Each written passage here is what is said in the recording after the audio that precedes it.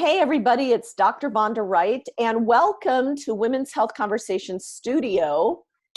I'm here today with my good friend, Denise Ceylon-Louis, say hi, Denise. Hi, everybody. Denise and I have been friends. Believe it or not, Denise, we have been friends for 20 years.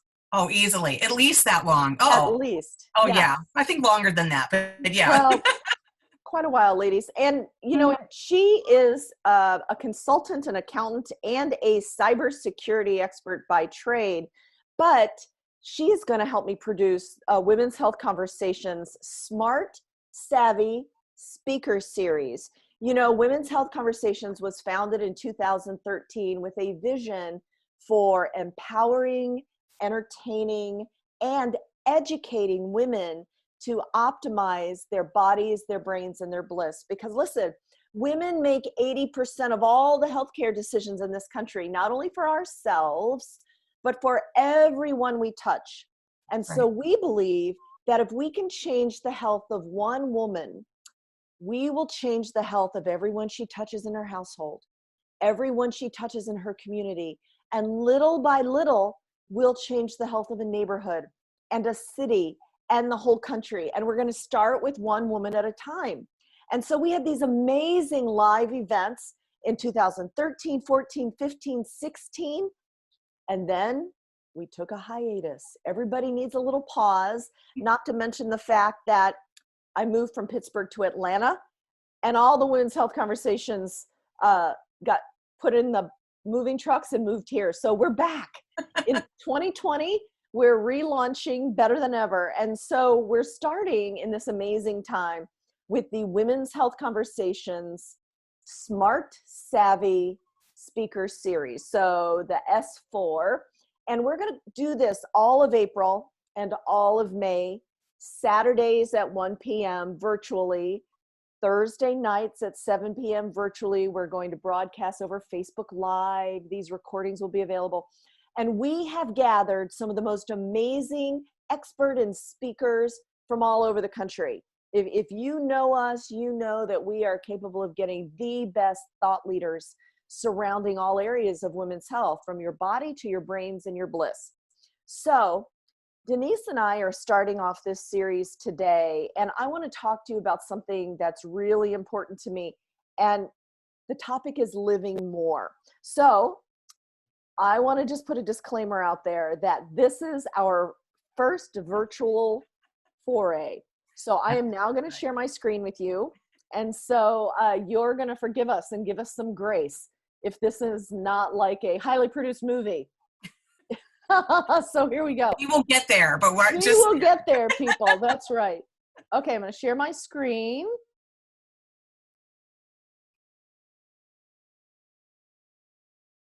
There we go. And can you see it? Yes, I can. All right. So listen, we're living in the most unprecedented time that I can think of. And so what would be more important right now than to rethink what we're doing in this life we've been given? And you know, if you know anything about my work, I have always talked about longevity and living longer, and my research has been about musculoskeletal aging. But as we came to 2020, the start of a new decade, and I started giving some real thought to what is it I'm doing with the time that I've been given, I've decided that maybe I don't want to live 114 years, which is what we're projected to be able to live if we live the most healthy, if everybody that I love is gone when I'm 99. So instead of my goal being living longer, my goal is now to really reset my mindset and live more every moment. But I got to tell you, I love talking to groups of women like you because you're smart and you're savvy and you're such big influencers. In fact, you're the most powerful force for health and well-being in this entire country because of your sphere of influence. And so in these unprecedented times, I want you to rethink with me what we're doing. I did not expect entering 2020 to be sitting in an April to remember.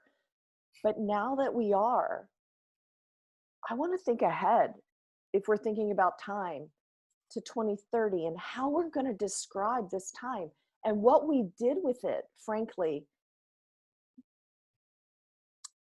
the thing that has hit me the most as I've thought about, living in COVID and being in the new decade is, I entered this decade thinking, oh my God, I actually need a sabbatical. I have been working since I was 18 years old. I only took 1 week off from maternity leave, which is insane, but I did it because that's what surgeons do. I could barely walk, but I went right back to work. And I was just thinking in January, wow, I can't even remember the last 10 years. Can I keep this up for another 10 years? And it's funny how things work out. Because now, because of this forced quarantine and dealing with COVID and these unprecedented times, I have time to evaluate what I'm doing. Because I'm a doer. Like you, maybe you're a doer and you do, and you're really, really good at it. And you can't remember the last 10 years of your life either. But I am trying to switch my mindset from a doer to a liver. I want to live more every moment. And how am I going to do that? How am I going to pivot from wanting to do more and live to 114 to how to live more every moment? And so that's what we're going to talk about today. How to live more and what the 4 steps are to body, brains, and bliss. So here we go. And so this is going to be interactive. I want you to go to your shelf right now and pull out a notebook. So I was showing Denise my 2020 notebook and she was laughing. Here it is. I'm trying to set a precedent for my year. So it's going to be a big year as I shift my mindset. But you probably have dozens of these notebooks on your shelf. So go get a blank one because we're going to start rethinking how to live more every moment. So, but let's take a step back and think about 2010. It was just a decade ago. And open your notebooks and start writing these things down. In 2010, where were you? How old were you then? How old were your children? Where were you in your career? Where were you in your health? And now 10 years later, and if you're like me, I can't really remember the last decade. I know I did a lot of stuff. I know that because I actually wrote down my life resume. I did a little class with Jesse Itzler, and he said, write down your life resume. So I wrote down all this stuff, and I'm a doer, and I got a lot done in 10 years. I can remember very little of it. Where are we now in 2020? Where do you live? How old are you? How old are your children? In 2010, my youngest child was a little bitty baby girl. And in 10 more years, in 2030, she is going to be out of my house, done with college, hopefully have a job. It's going to be night and day in only 10 years. Where am I going to be in my career? What about my health today compared to 10 years ago? What about my weight today compared to 10 years ago? Oh my God. And then what's going to happen in 10 more years? And now that we have the COVID pandemic, it really is a time to pause even more, because we can pivot our mindset either way. We can view this time as a time when we are victims, or we can view this time as a time when we are going to take control of what we can control. We're going to stay safe. We're going to protect our families. We're going to do the best that we can with our finances.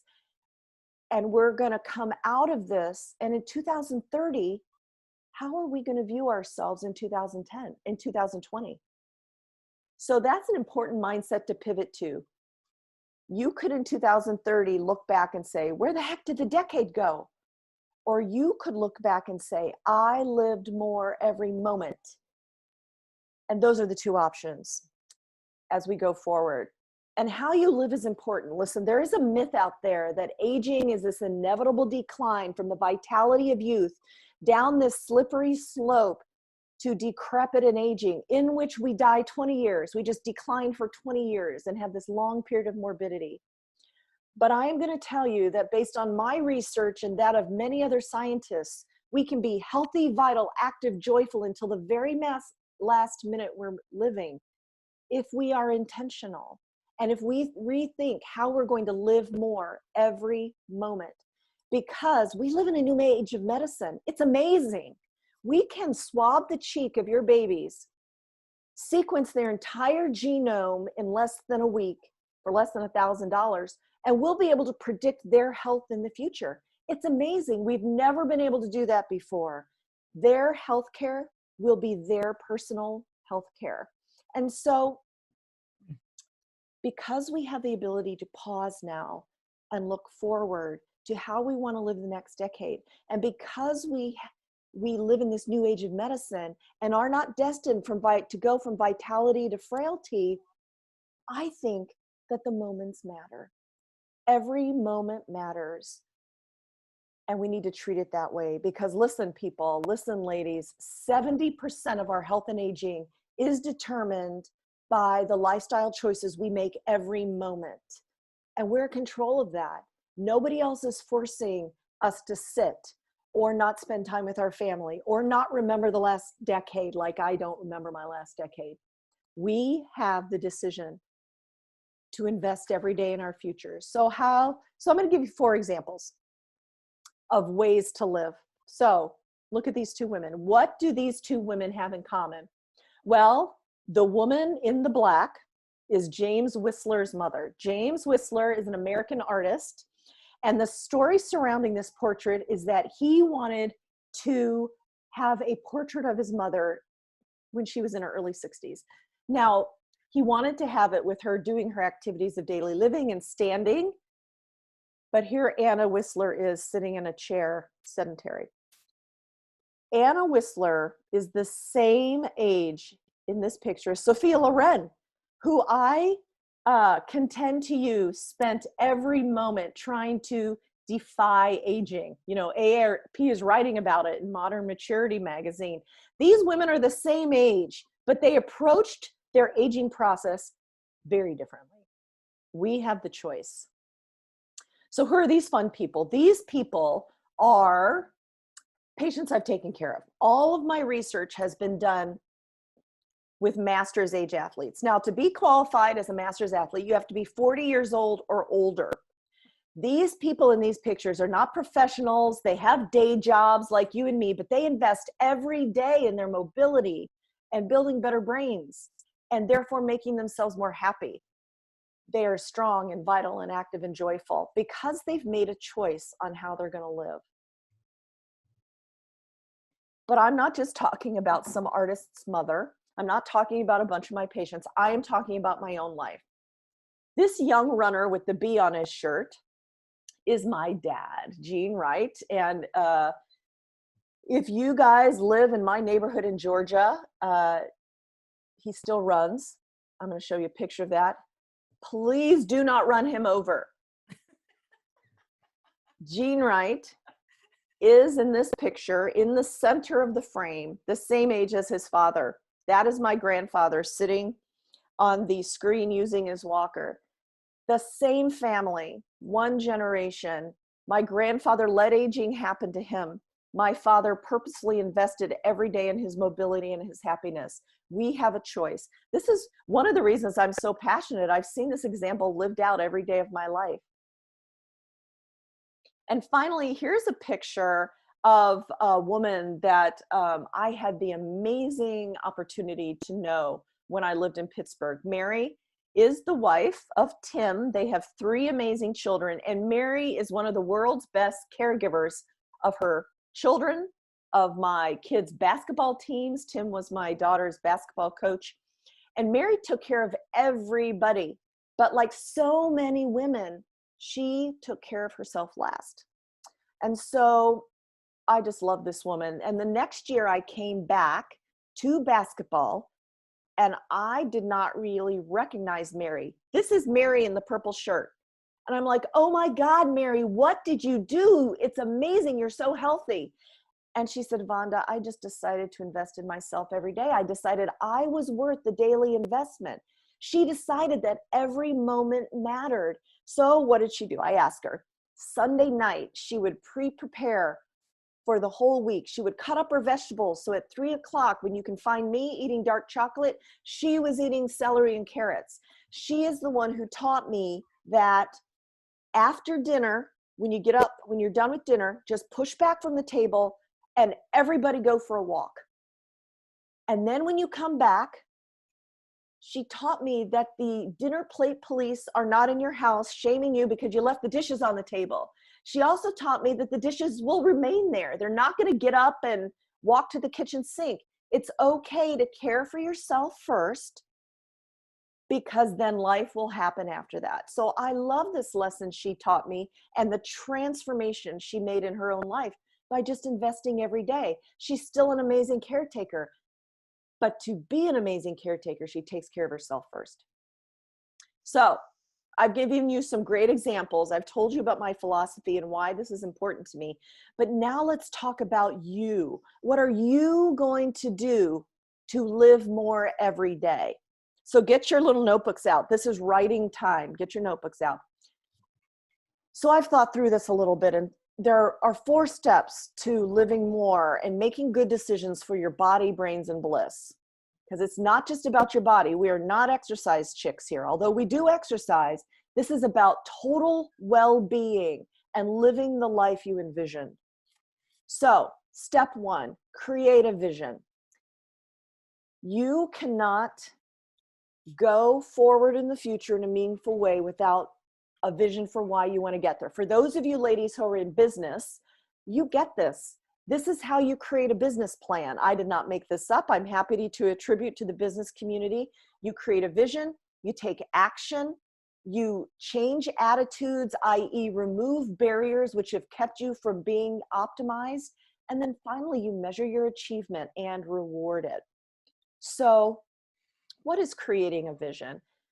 According to Anley Stanley, who I have come to see a lot of, I didn't realize this when I was reading his book Visioneering, but he's a pastor of a church in Atlanta that I happen to go to. He says that vision gives significance to the otherwise meaningless details of our lives, i.e., what the heck? Why are we getting up to make the donuts in the morning? Well, and I think in a time like this, when it's not only 2020, but it is COVID April 2020, creating a vision is so important because we're living in a new normal, right? I don't think we're ever going to go back to exactly the way it was before. So how are we going to live a new normal? And why is that important? Well, I'm going to tell you a story. So when I got out of my fellowship, which is the last year of training a doctor does, so, 7 years of residency later, you finally make it through the finish line and you think it's going to be easier because you're done with all your training. You get to sleep now. Well, I was just out from my fellowship and I went to one of these departmental events, which I was very excited about. I didn't get out much in my youth. And so I was going to this event that included a concert by Huey Lewis and the News. And so I was standing there enjoying myself, and another surgeon came up next to me. Now, this surgeon was faculty at the university where I was, and we called him the Pizza Man. Now, he was a plastic surgeon, but we called him the Pizza Man. We called him that because no matter what was happening, day, night, rain, sleep, well patient, sick patient, if you needed him, he was there. He was the Pizza Man because he delivered under any circumstances.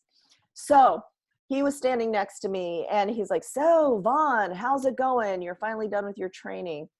And, I trusted this man, so I let it rip. I whined and I said, I thought it was going to get easier. It's only gotten harder. It's not physically harder, but it's mental anguish because the buck stops with me. And that's the truth about training. When you're training, there's always somebody to go to. But when you're the attending surgeon, the buck stops with you. So it's mentally much harder. So I was going on and on to him. And the whine, WHINE, step kept flowing and flowing. Not the WINE, unfortunately.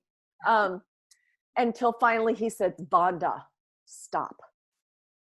When you decide what's important to you and why you're doing it, nothing else will matter." And then I said, oh, yeah. Hey, thanks, pizza man. And I went on listening to Huey Lewis in the news. But thank God that I had a long drive home that night. And I got to thinking about, what did he mean by that? I trust him. He delivers on every promise he ever makes.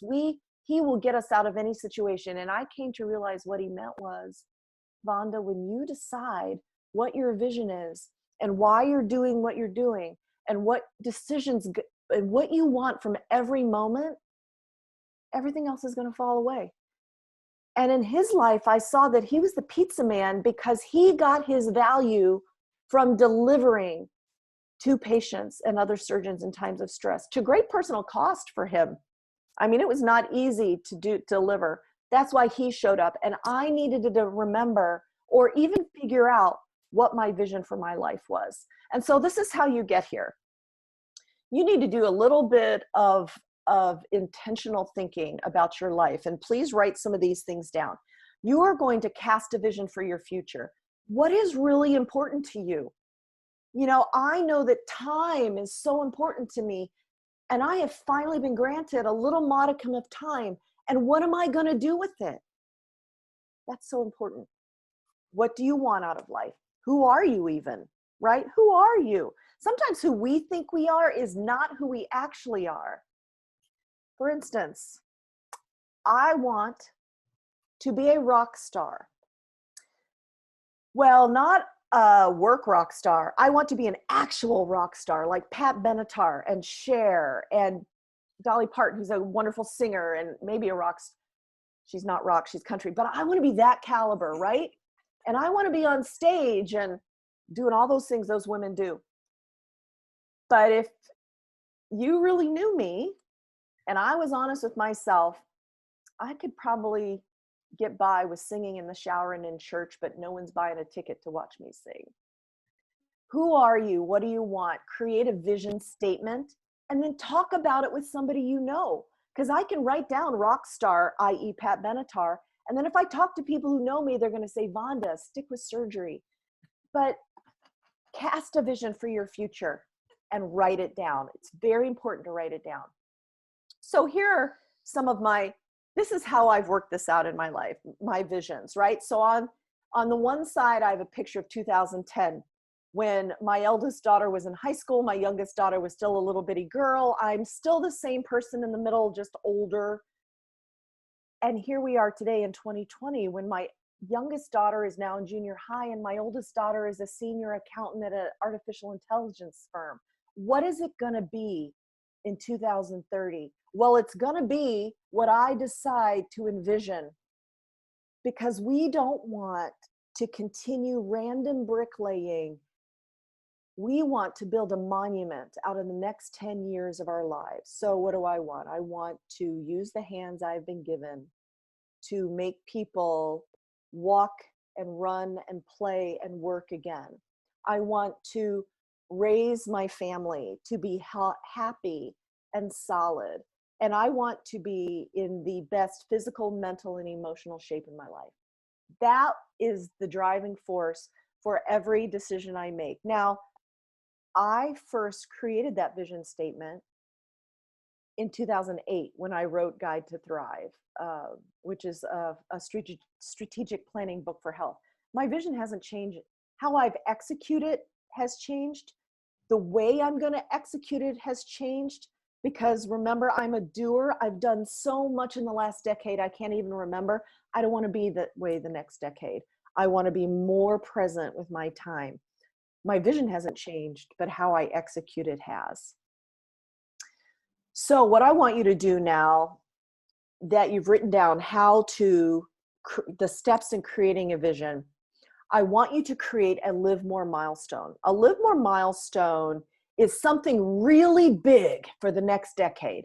It is going to set the tone for what you want to achieve.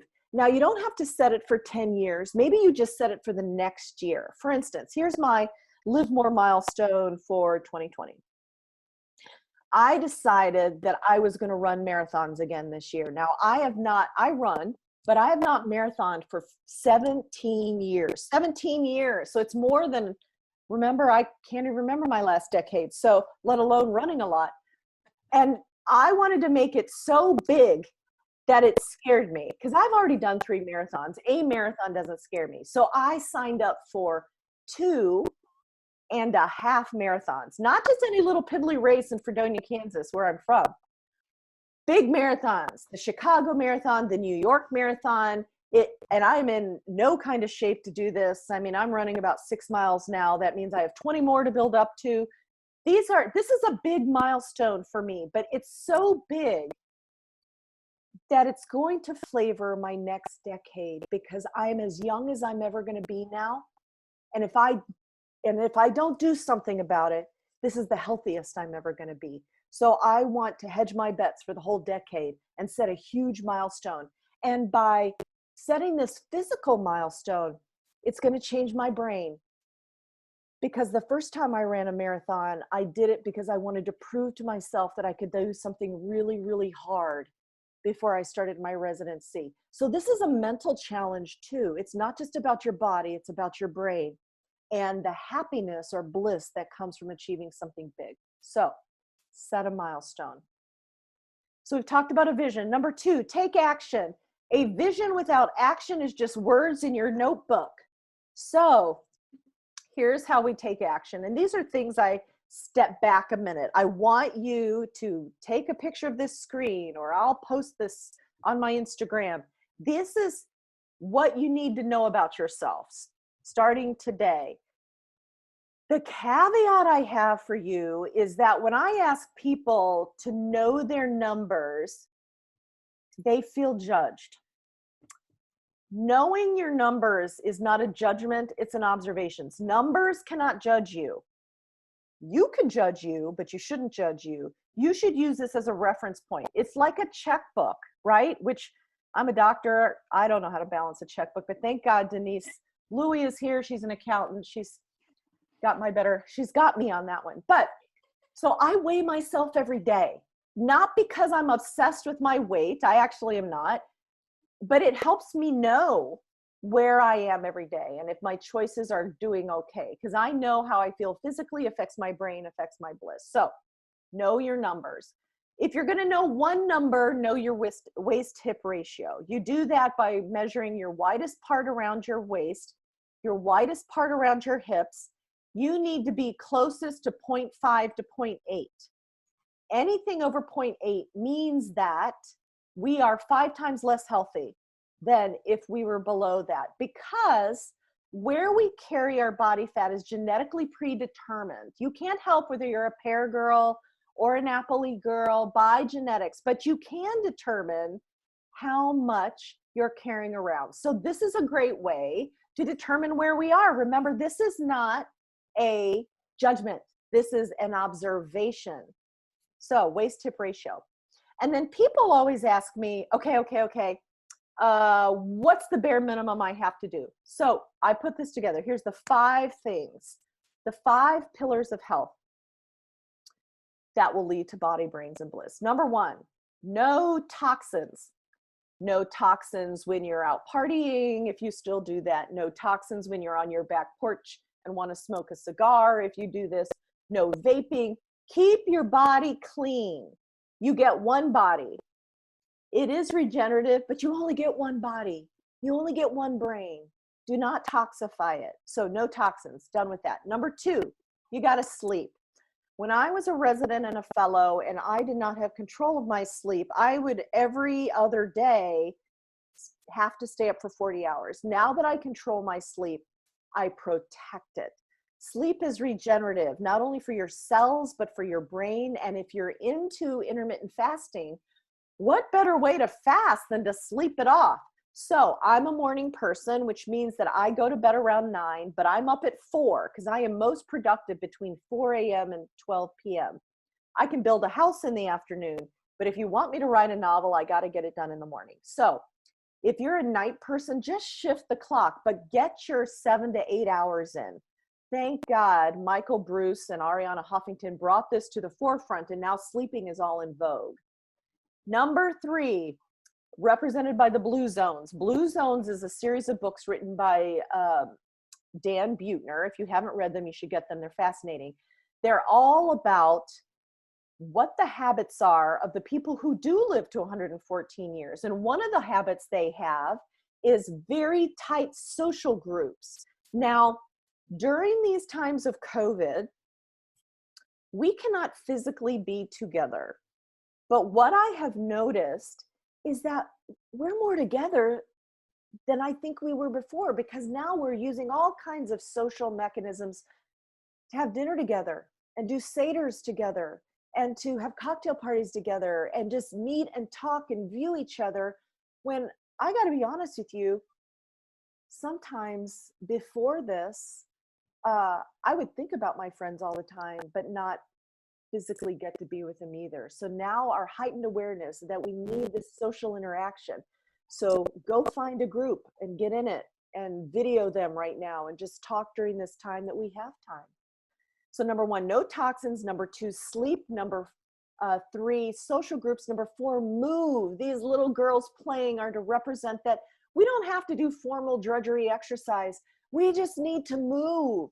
And in fact, I would love to reprogram our brains so that exercise was not associated with punishment, but that it was associated with pleasure.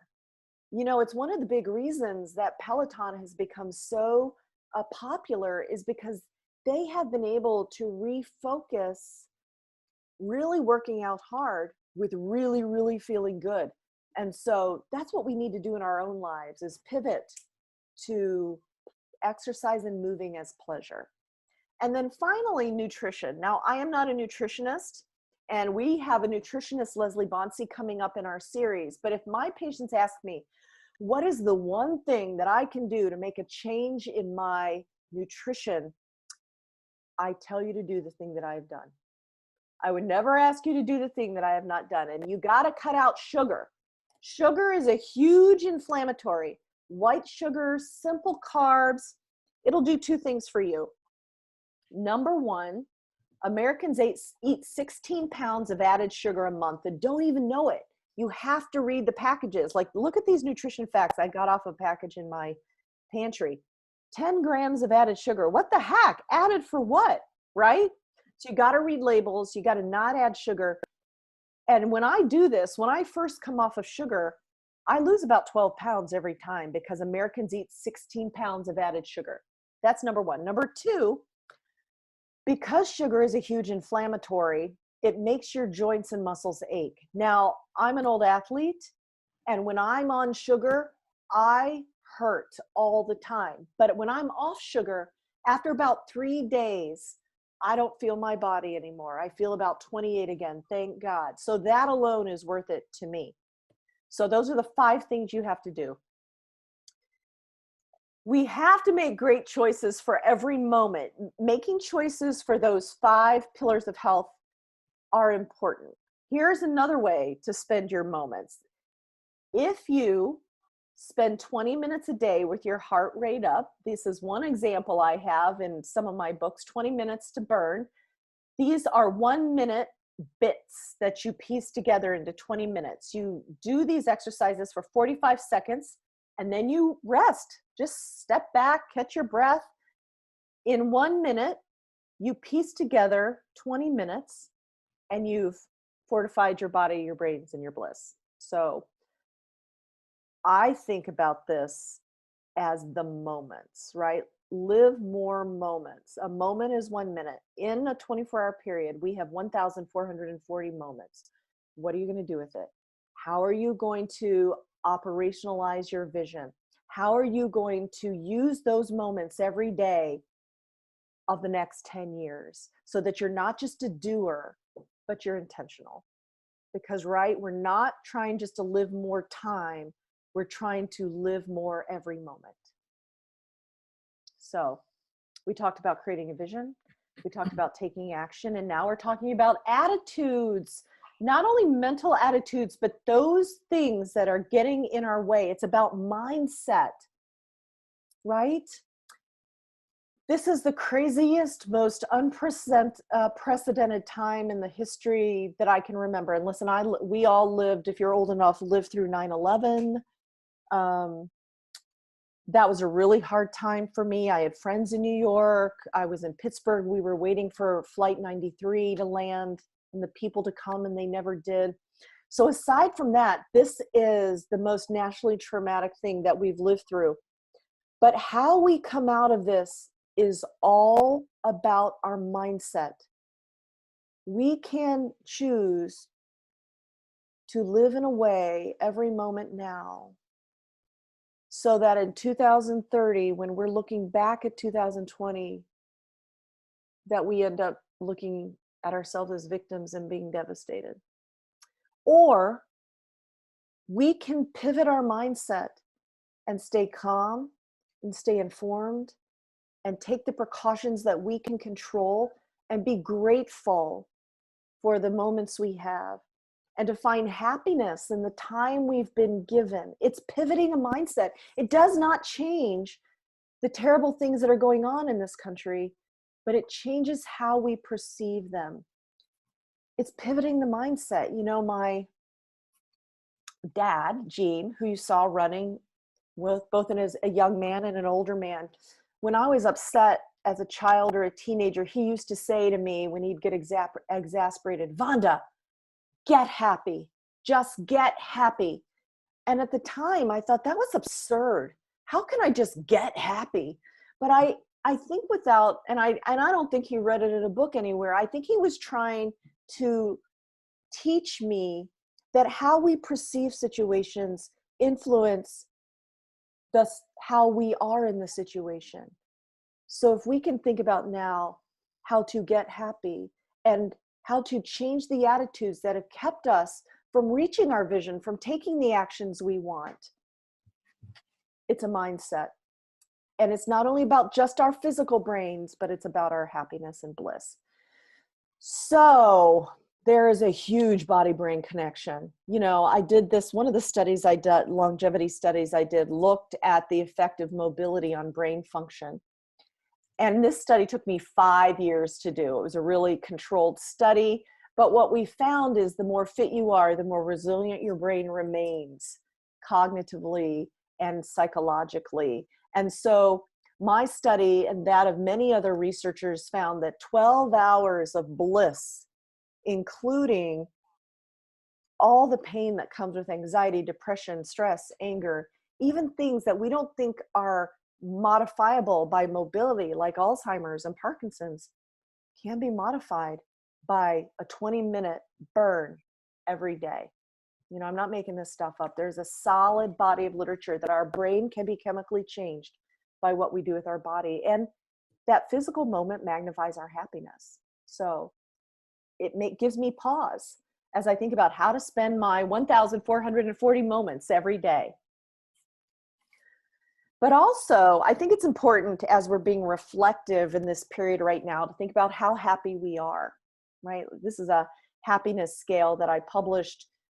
It was first published by researchers at the University of Illinois, but I also published it in my book, Guide to Thrive. It's just a simple happiness scale. So ask yourself and rate it 1 to 7.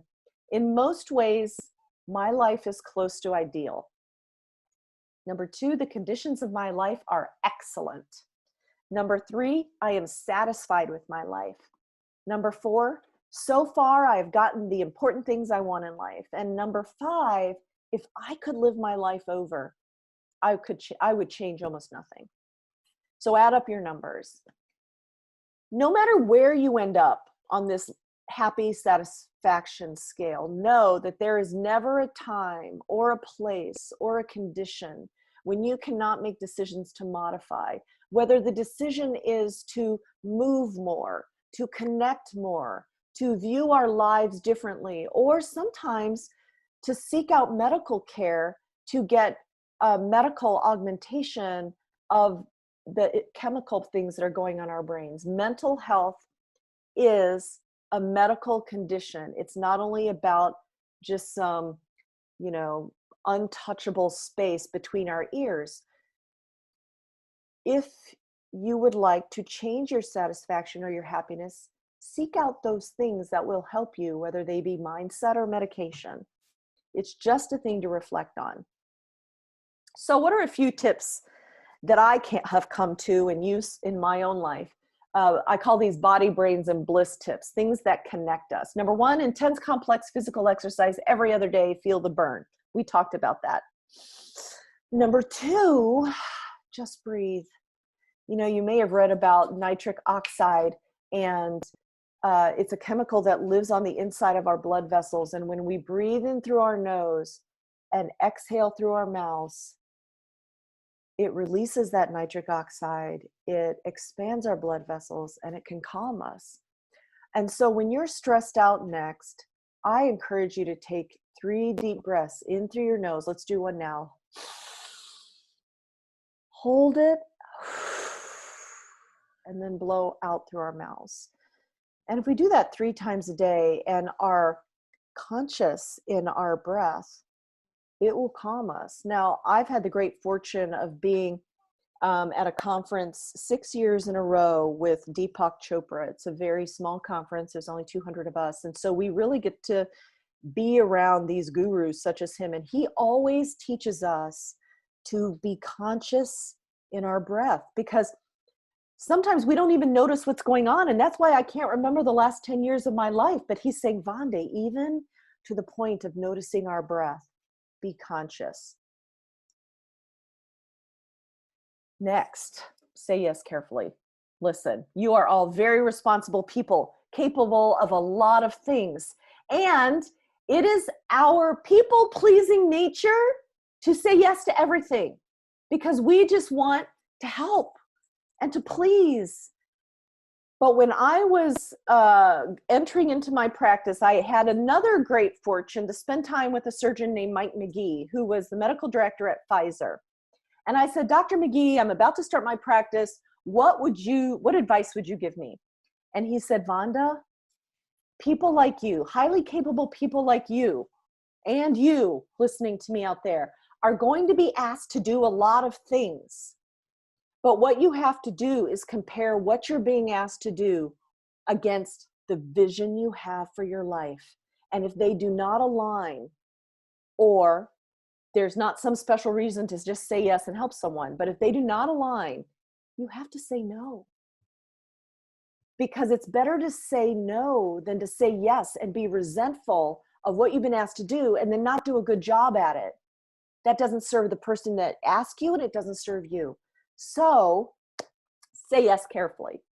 Number 5, eavesdrop on yourself. Find time. So I do this by making a lot of lists. And when I find a little extra time, I'll go back to my list, because half the time I can't remember what I need to get done. I'll say, oh, I have 5 minutes. Let's get this one done. So that's eavesdropping on yourself. Google yourself smarter, which means get online, learn something. Do not Google medical advice, but Google everything else that you want. Next, memorize new lyrics. It's great for your brain. I was forced to take piano lessons as a child, and now in my 5th decade, I'm back playing piano because that's helping me reactivate my brain and the music part of it. And then finally, use your left hand. If you're right-handed, pick up something with your left hand, play around with it. I teach all my residents and fellows to become ambidextrous. That will rewire your aging brain. Learn something new. So those are body, brains, and bliss tips that I think can be really helpful going forward. So finally, I'm almost done, people, but this is so important, and we have the time now.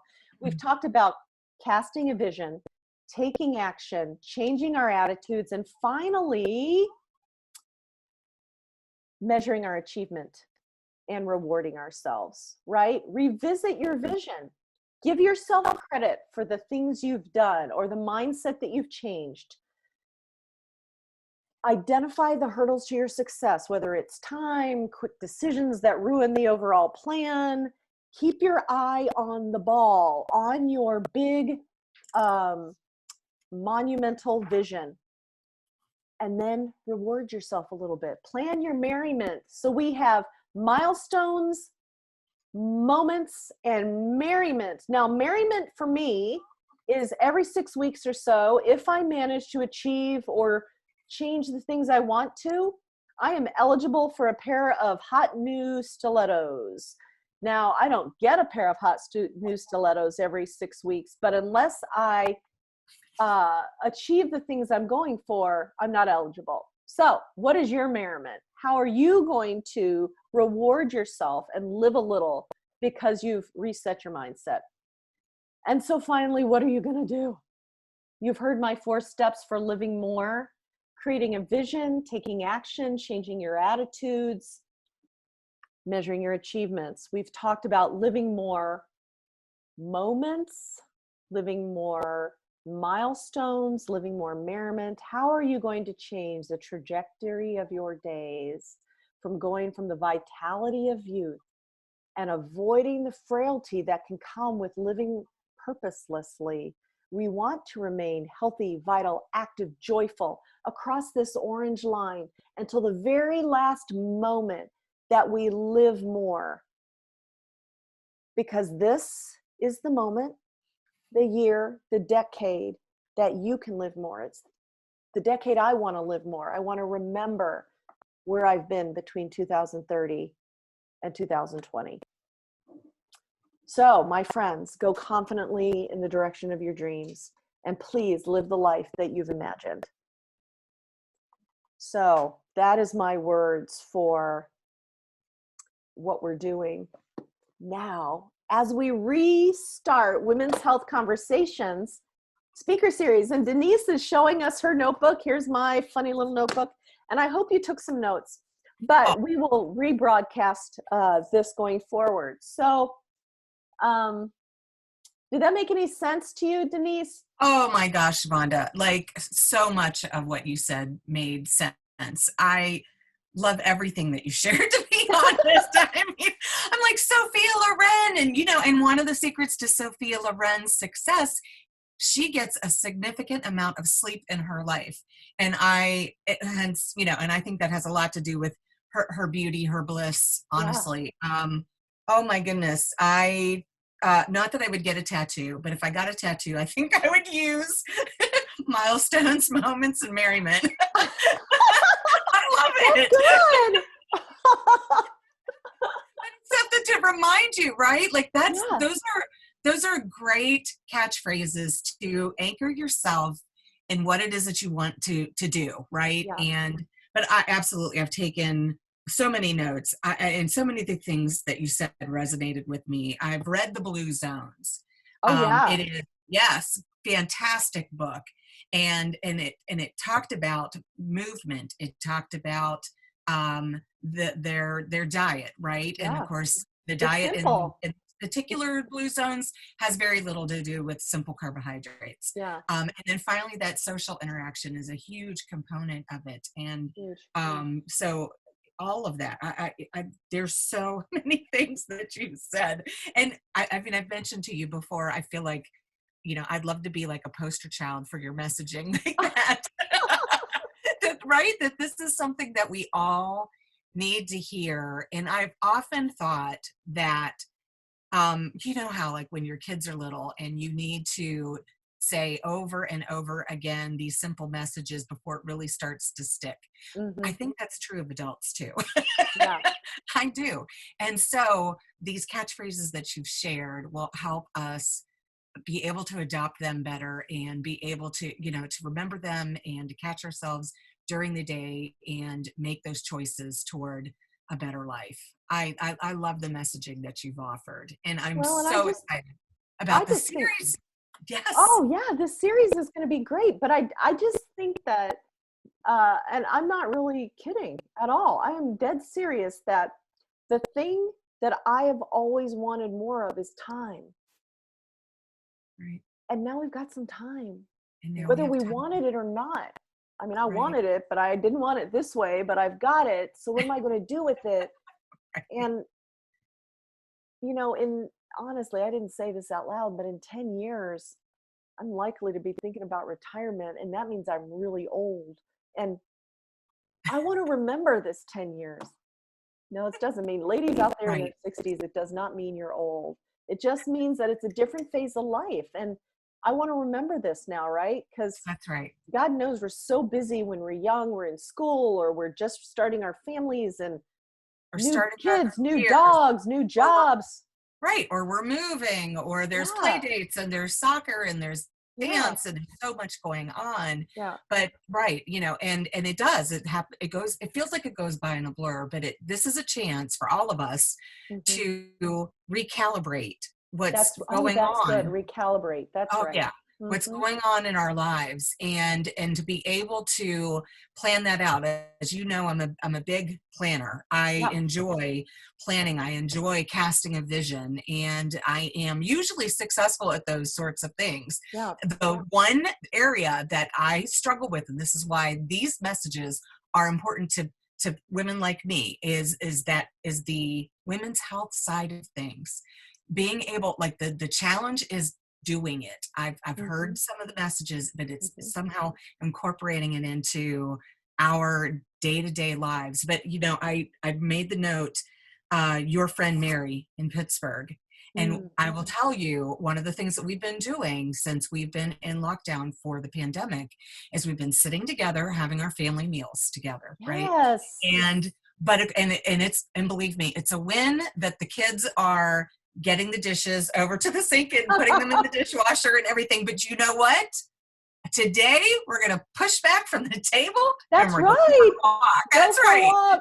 That's right. So I thank Mary, who came into your life, who's now come into my life. Yes. And we're going to take these tips and we're going to act on them. And all of us are going to grow in health, Yeah. grow in our bodies, our brains, and our bliss. I'm excited. So who do we have coming up on Thursday? We have, let me flip to my page here. We have Dr. Jen Cottle, who is joining us. So that'll be on Thursday, April 16th at 7 p.m. Mm-hmm. And she has been all over the news. She has been talking about COVID-19 Mm-hmm. and the implications on our lives. And so we welcome you all to tune in to listen to that conversation. We are so excited to have her join us. She's going to be great. Thanks so much, Denise, and I'll see you on Thursday. Okay, thanks, Vonda, and we will see all of you soon. Okay, bye. Bye.